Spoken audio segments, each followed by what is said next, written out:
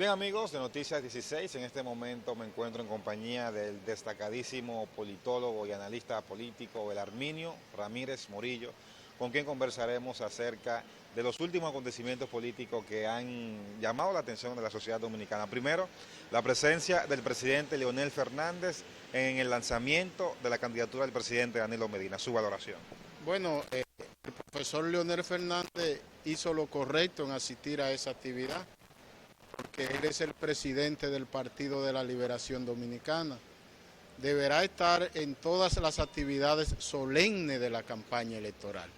Ahora bien, considero que él no debe encabezar un frente de campaña como plantean algunos de sus colaboradores, porque eso ni le haría bien a él, ni le haría bien a Danilo, ni le haría bien al PLD, debido a que Leonel debe mantenerse en bajo perfil hasta que reduzca su tasa de rechazo y el negativismo con que cuenta en importantes sectores de la población. La imagen corporal del presidente Fernández en la actividad de ayer, ¿cómo usted la vio?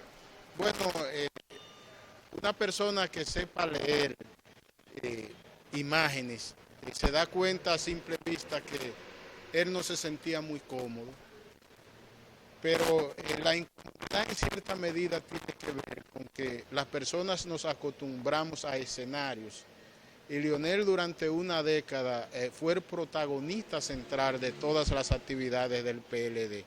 Ahora un escenario donde el protagonista es otro, aunque él haga los esfuerzos porque le perciban feliz y encantado de estar ahí, siempre el cuerpo delata. Es algo natural del ser humano. El lanzamiento de la candidatura por el Partido Reformista del licenciado Luis Abinader y el discurso, ¿cómo lo analiza usted? El licenciado Luis Abinader en cierta medida ha ido articulando un discurso racional, pero todavía es un liderazgo con poca legitimidad social. Se evidencia en él un déficit de carisma y un déficit de empatía. Y en los tiempos en que vivimos, los sentimientos y las emociones son más importantes que las palabras. Por eso, en el acto de lanzamiento de la candidatura de Danilo Medina, se le dio un privilegio mayor a los sentimientos y a las emociones por encima de las estadísticas. Estamos viviendo la era del neuromarketing político, donde las personas prácticamente conectan más con la parte de la inteligencia emocional y de toda la parte sentimental. Pienso que Luis Abinader todavía va a seguir en un proceso de estancamiento en esta campaña electoral, puesto que el acto de lanzamiento de la candidatura de Danilo, lo completo que fue el evento, la calidad de la comunicación, lo puntual que fue Danilo en las propuestas, preciso y objetivo, evaluando su gestión y en cierta medida exponiendo su visión de futuro, con su discurso Danilo le sacó el aire a Luis Abinader.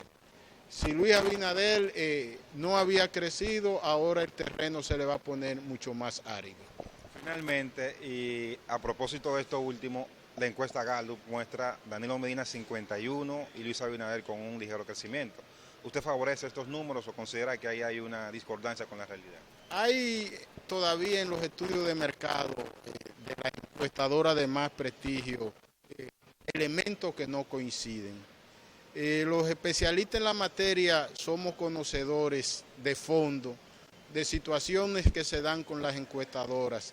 Y es que cuando falta cierto tiempo para las elecciones, ellos juegan con el segmento de los indecisos. Todo depende del propósito y de la estrategia del medio de comunicación y de quien pague el estudio. La estrategia tradicional es que reducen los indecisos, lo pueden colocar en determinado producto, pero luego al final publican los estudios tal y cual da la fotografía de la realidad. La tendencia es a un Danilo ganar por el orden del 60%. Luis Abinader en el mejor de los casos pudiera oscilar entre un 32 y un 34%. De aquí en adelante la candidatura de Danilo se va a fortalecer mucho más. Primero porque hay una tendencia de que alrededor del 2 o el 3% de los indecisos no son indecisos. Al final lo que hacen es votar por el que va a ganar. Y en todos los estudios de mercado dicen que Danilo es ganador en primera vuelta. Por tanto, esos mismos estudios inducen impulsen a esos indecisos a que se coloquen del lado del candidato listo. Bien amigos, conversábamos con el destacadísimo politólogo Belarminio Ramírez Morillo para Noticias 16. Muchísimas gracias. Gracias a ti.